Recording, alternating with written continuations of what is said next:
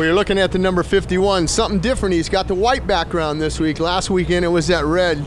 Justin Barcia, that 6 last weekend. I know you weren't happy with that, but I think most importantly, you're not happy with second in the points. You're only 1 point down, though. Yeah, it's not a bad position to be in. You know, I'm feeling pretty comfortable right now. I would say last weekend for me was a really difficult track, and I didn't nail my setup perfect. I overrode a little bit, and there's a few things that just kept me from, you know, being a little more upfront. When there's a field of so many stacked guys, when you're not on your game, you're in the back of the pack a little bit. Something I talked to you about in Phoenix, Arizona, I kind of noticed you changed up your riding style after you won that opener here at Anaheim a couple of weeks ago, and you said, yeah, you noticed that, huh? Yeah, it's funny, and you know, I actually watched the race back and saw myself in Phoenix, and I felt like I wasn't nailing those things I worked on, which you know, that just showed I wasn't super comfortable. So yeah, in A1 obviously I used some new techniques and stuff to, you know, get that win, and I feel like when I'm comfortable and on point and, you know, the bike's set up right, I can do those things. And last week I struggled with that, so